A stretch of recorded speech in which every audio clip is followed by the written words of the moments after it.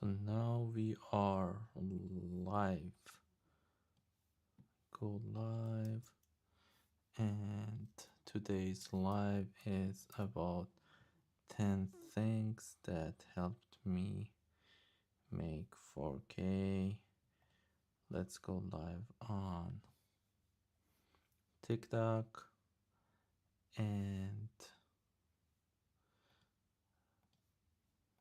let's see what we have here. Let's go back to our channel and see if we are live or not. Yes, we are live. We are live and we can share this inside our community, right? Today, time 12, duration, I don't know. We give it a link. Here is the link, and here we go. Title,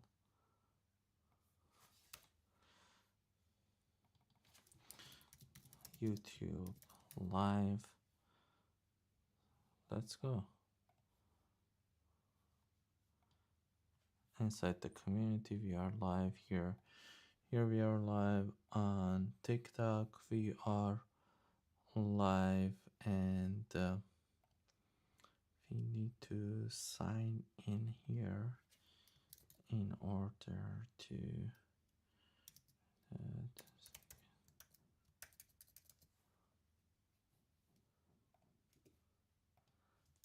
it is crazy. Okay, and I'm recording it, then I'm gonna put it on. Boom boom. Yeah, we can share it on TikTok. Hello. Okay, let's get it started. We can also have it on Loom, but we don't need it because we are recording it. Okie dokie. Let's get it started. 10 things that helped me make 4K plus on Skool with 0 followers and no ads in about 120 days. Hey, I'm Amir. I'm the founder of Content Engine, Skool community owner, and I am helping community owners, creators, and online businesses to launch, monetize, and scale a Skool community with proven content strategies. Feel free to join the community. The link should be somewhere and you can click on it or just search for Content Engine on Skool. So let's get started and see how I made 4K on Skool with really 0 followers and 100% grind. And this is my journey on Skool in 2025, and I'm gonna share it with you, and you can also use the same exact strategy in order to monetize your community. And these are based on my experiences, and it might not work for you. But we will go through 10 different steps, and I will show you some real case scenarios and also how you can do it. Let's start with the first one. Offer is everything. Yeah, the offer is the most important part of any business. It doesn't matter if you have an online business or offline business. You should know what you want to offer. And there is some differences between an offer and an idea. Idea is a great thing, but it's not the offer that you're offering. And with that offer, you need to find your target audience in order to be able to sell it, right? And to create my offer, I first had to define my avatar, or that or my target audience, right? And something interesting happened once I clearly defined my ICP, or ideal client profile.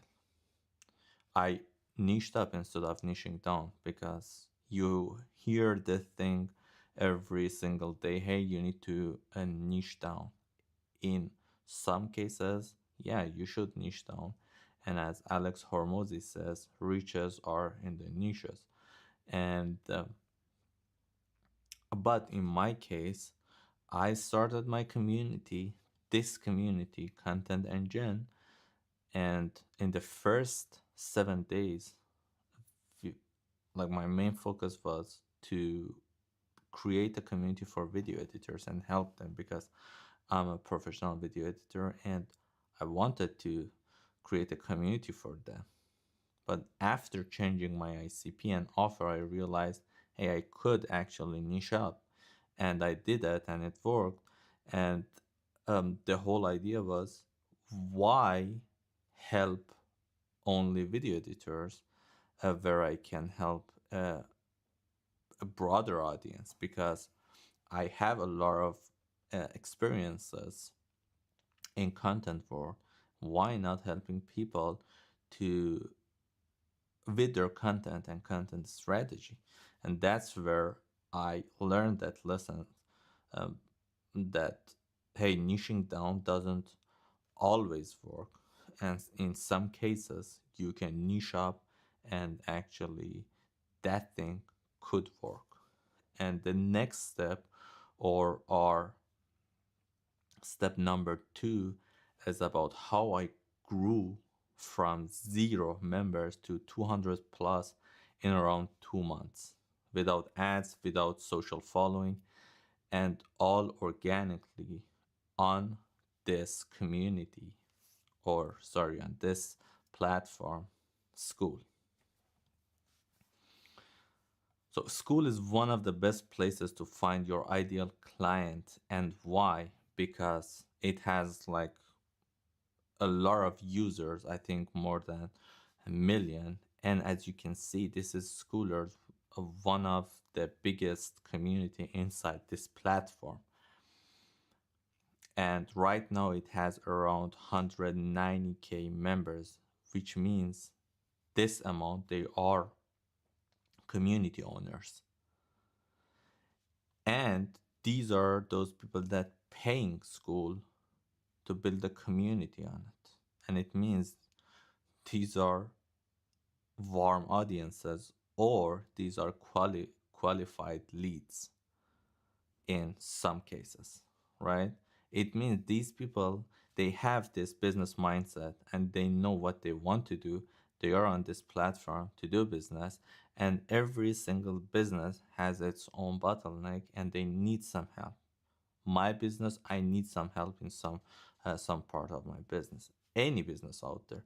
That's why we have B2B um, uh, offers, or B2B communications, connections, or relationships, right? Because we have a business and there is another business. I need something, and there is another business that can help me with what I need. And also, I have a service, or I have an offer that might help another business. So in this place, on Skool, on this platform, you can find a lot of quality people, like-minded people. And this is how I actually done this thing. 98% of my members and 100% of my paying members, they are coming directly from Skool without spending a single penny on ads. And my main focus was to build something organically and then see if it works, then use other marketing strategies in order to scale it. Yeah, organically you have like if you want to, oh, if you really want to grow your community organically, you need to spend a lot of time on grinding and also doing some engagement in other communities, which is the topic of our next step. But hey, the thing is, you need to spend time, and this thing happens only if you spend time. It's like creating content in order to sell something. You need to create huge amount of content on social media to hit or find your target audience, and then build trust on that social platform, and then after a while you can sell something. But with ads you can accelerate this process. But yeah, step 2 was all about focusing on this platform, Skool, and then find my target audience. And how to find my target audience is step 3, my strategy to find those people on Skool, my ICP. And there are multiple ways to find your ICP, and this is what works for me. I joined communities where my target audience already existed. For example, small communities with 100 members, medium ones with 100 to 1,000 members. And let me go through this and I will explain it. Larger ones with 1,000 to 10,000 members, and at least one very large community with over 10K members. And why and how? So on Skool, there are different ways that you can find communities. One of them is by clicking here and go under discover communities. And as you can see here, we are under all category, and we have 1, 2, 3, 4 bunch of different categories here, like hobby, money, sports, self-improvement, relationship. And also there is a way to filter communities with language. And let me see if I can find Persian here.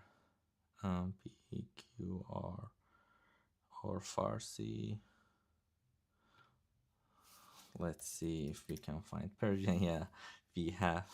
So we have bunch of Persian communities here, which is cool. But you can find whatever community you like, and there the sky is the limit. So here you can see there is a pickleball school of this is a community, a paid community with more than 1,000 members, and this is like one of the best communities. Or my guy Nate's community, he has a bunch of different communities. He talks about AI automation, and here is where you can find those communities. And as you can see here, we have 1K members, here we have 200K members. And this is where you can use these strategies, because again, if you join a community, and also you have this search option, let's say content creation, type it, and every single thing that pops up is about content. So these are those ways that you can find communities. And why join 100 to 1,000 members, or a community, small community with 100 members? Because in small communities, um, there it's like a group, it's like a team. You join that group and then interact with people, you can make connection, and you can um, find, let's say your community is about content. In my case, I can join those content communities with around 100 members. Then I can create some or provide some value in those communities, and then tell people, hey, I'm an expert in this field. Then they will come and check my profile, my community, and ultimately they will join your community. But we are not doing direct self promotion. With our expertise, we are showing these people, let's say 20 people, 30 people, they will see you once you post something, right? And they will check out your background.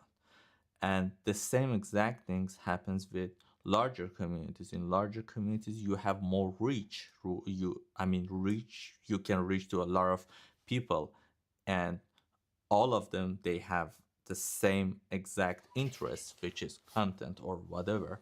But here you can target those people easier and also quicker.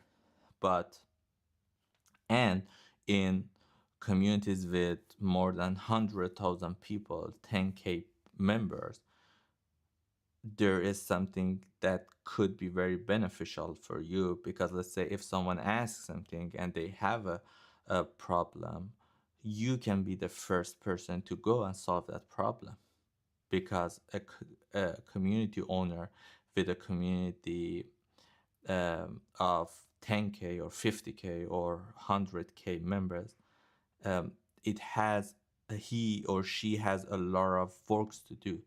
So this is where you can create some sort of uh, content, or sorry, help those people that they have questions, solve their problems, and show your expertise. And this is how you can find your ICP organically inside Skool. And these are based on my experiences. And I'm pretty sure there are a bunch of different ways that you can do it. Joining some communities that they have this networking things happening. And for the first 45 days, I spent more than 8 hours. And this is the harsh truth about it. I spent more than 8 hours providing values outside of my communities, which means inside these communities. And I answered questions, solved problems, and in most cases, I recorded Loom videos to help people personalize those videos. And people checked my profile and also about page, because you can track these things inside your community dashboard. And those days that I was active and I provided value and created those Loom videos, I saw a lot of people that requested to join my community. So this is another way or strategy to do that. And step four was or is about shifting focus to my own community. Yeah. After that period for the first 45 days, and like this 45 days is what I've done. You can do it in 3 months, 6 months. It depends on the amount of time you want to invest. So once my community started growing, I focused on serving my members, because I didn't have the time to invest outside of my community, because my goal was to invest outside of my community, bring some people into my community, and then serve them. And the interesting fact is, I didn't have a course until I think we had around 180 or 150 members. It was an onboarding thing and some sort of templates or a video to help them, but we didn't have a course. So it doesn't mean that if you want to make money, uh, you don't have to create a course.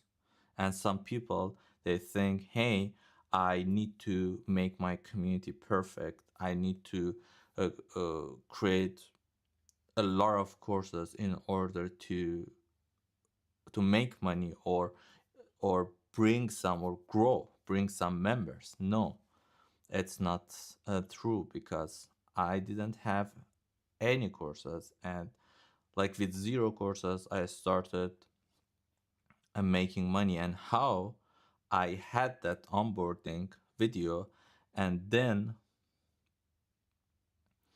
I offered free one-on-one calls to understand what members actually want, because this way I can spot their problems and then solve those problems. And I jumped on more than 50, 60 calls in a, I think, in a time frame of, or in a time span of 2, 3 weeks, and then help them. No pitching, no pushes, and I didn't want to sell something because I didn't have anything to sell. And here I wanted to collect data, and I did this, and I recorded those calls and shared those moments with my members, those that jumped on my one-on-one calls. I shared, recorded those videos, and after our call, I shared it with them because we solved the problem, and I wanted them to get access or to have that thing, to have that video, because if this is their problem, and they need to be able to go through that video again. And that was like an extra perceived value on top of giving them that free one-on-one call. And this was like the pivot point in my journey. And this is where I decided to create a paid plan. And after 50, 60 days, I decided to create something paid. And it was not my high ticket. It was some in somehow, but it was a cohort, small cohort, and it is running. It's not finished, and we hit that time of year like Christmas and New Year, and we lost the momentum, but we are working to come back with power. And but I've learned a lot, because by creating a cohort, a paid plan, you can really see what people need and how you can help them. And you win sometimes, you fail sometimes, and from those failures you learn and you can improve your offer. And I use Hormoz's 100 million money model to build a framework or to shape my offer. And then I just sold it to my existing members. Again, no ads, no uh, social following, every single thing organically, and only by investing time. And like, this is the thing that we have to, because if we don't want to spend money on ads, we need to spend our time, and yeah, I reached out with via DMs and asked those people that joined my one-on-one calls, and I asked them, "Hey, are you interested in this offer that I'm offering? We are doing something that I think it's gonna be a good fit for you, and the price is like a fraction of what my actual offer is. And once you join, and we can start it like in 2 weeks, and it's a group of people that we are doing this. And are you in?" Most of them said yes, and we started. And step 6 is switching the community to paid. After collecting data from the cohort, I switched the community from free to freemium and then to paid. First, I moved to subscription model, because you have a bunch of different options on Skool, and you have 5 different money models where you can set a price, a monthly subscription, annual subscription, a one-time payment, and it's like a paywall. If they pay, they can join your community, and once they join your community, you can give them a bunch of different options. If you buy or if you want to stay for free, you have limited access. If you pay something, then you will get an extra access, or you will get access to a bunch of different things. And ultimately, if you have a VIP offer or a high ticket, if they pay, they will get access to every single thing that you offer. So this is where I switched my community to paid based on those experiences from my cohort, based on those failures. I fixed them and create a low ticket offer, and now we are running that offer. And these things only happens when you just follow the first rule or the first step, which is your offer. And then in step 7, I failed a lot. I'm failing every single day, but I learn and I pivot, or I improve and optimize, and I go to the next step. Like in 120 plus days, I failed more than I had in the previous 3 years or 10 years, but I learned faster. So don't be afraid to test things. Don't be afraid to fail in front of your people. And this is the beauty of community. They got your back, and you can make mistakes because this is how communities work. And we are not professional business owners. And this is not like a very official social media platform or service that you are not allowed to fail, because if you be transparent with your people, they will trust you. And right now I'm going through a very very difficult time, and I just shared it with my community, and they are understanding what's happening with me, with my situation and my homeland. But if you have a business, let's say a website or service, no one's cared about what you are doing and what's happening to you. But in a community, you can share it, you can open up. And this is the beauty of it.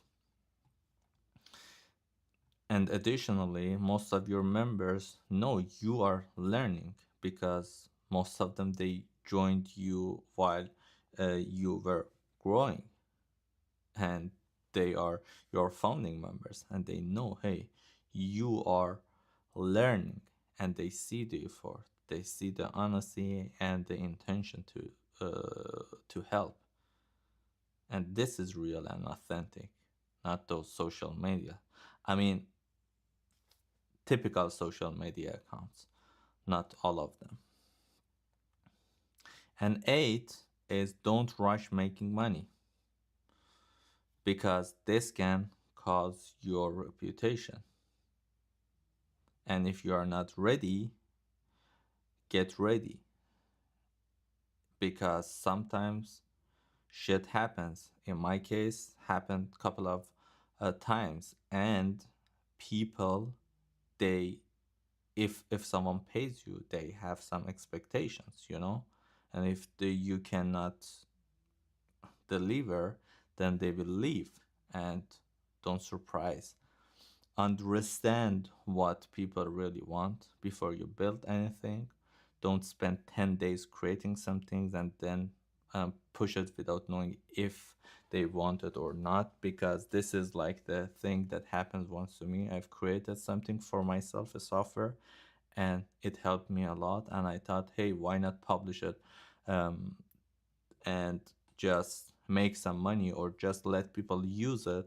But that was a great idea, but in action, no one cares about what I just created. And I spent more than 84 hours creating that piece of program, and I thought, hey, this is gonna be the next banger. But zero. And that's why I had no courses after 60 days, even with more than 150 members. People join because of you, and they stay because of the community and the feeling, because they want to hang out in some communities. Let's say if you are a fan of uh, football, or you are a fan of a sport, a hobby, something, then you want to hang out with those people, those like-minded people. And then when you are there, it's not all about deep talks. It's most of the time it's about having fun, and people can remember that time. And this is why they join a community, because they want to hang out there, have fun, and learn. And in some clubs that we are part of them, we pay a subscription to support the club and also use those facilities. And this is the exact same thing that is happening inside the community. And by rushing this part, it can cost you money. You can make money and then hurt your reputation. And next step that helps you to make money is the gamification. Again, the fun part. I'm a member of a football club and I pay subscription fees because I have fun and we can play something. But in an online community like this, we need to gamify that process because we cannot like do something physically. In some cases we can, but in most cases we cannot. So we need to increase the amount of fun or those moments inside our community to increase the engagement. And once we increase the engagement, people tend to stay and have more fun. And this way, they are they will to they will pay you. Like my example, I I love to pay for that subscription that I have for that football club because I have fun. There are uh, I spend my I spend my quality time there, and why not? And I pay for it. And this is how people pay you. We don't want to make them pay us. We want to create a, a place for them to come, have fun, and gamify that process and enjoy. And last but not least, a community is not a social media. Like, this is the most important thing. Once we understand this part, we are Gucci. On social media, there is one person on top, and people or followers, they are consumers. But in a community, we are in the middle of that community. We build a place, then people join, and we are all members of a community. But in social media, one person creates every single thing, and followers, they have to consume and they can just react. But in a community, people create stuff here. People create stuff, and you are part of this community and you shape it, or you give a direction and let your members shape it. This is how you build the culture. And this is the beauty of having a community instead of social media. I don't say social medias are bad, but don't confuse these two. Social media are a great way to drive traffic into your community, And community is where you really want to build that culture that you always dreamed about. And your job is give people reason and space to talk. And that's how communities win. And last thing, some people will never pay you. They are lurkers or they are founding members, but they make your community a better place. Those peoples, they are very valuable, and we don't want to have a community of all of them like paid community or paying members. It is great to have a community of 100% paying members, but why not let them, some people, stay inside the community for free and then help you out with what you are doing? Because again, this is not a social media, this is a community, and we need um, to just help each other to grow this place, to make this place a better place. And this is how we can make money with a community. And if you made it this far, thank you so much. And I also wish you a great day. And if you want to learn more about how communities work or how content can help you to attract, engage, and convert more people, so you can just go and click a link somewhere, I think below this video, or just type for content engine school. You will find that on Google, or if you are a member of Skool, you can search it just in your search bar. Yeah, we help community owners, creators, and online businesses to launch, monetize, and scale a Skool community with proven content strategy. And we help you to go from content chaos to a content engine in 4 weeks with a cool method. This is actually a game, and we call it the lab. And inside the lab, we will make you bulletproof. And once you go through every single 4 week that we have, we will give you some valuable stuff for free in the lab vault. And also, once you go through every single thing that we have here, you will be able to create a very, very engaging community, and also you can monetize your community.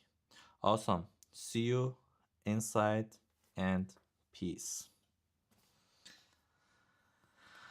Great, great, great. So let's stop recording here, and let's stop and lives, and here stop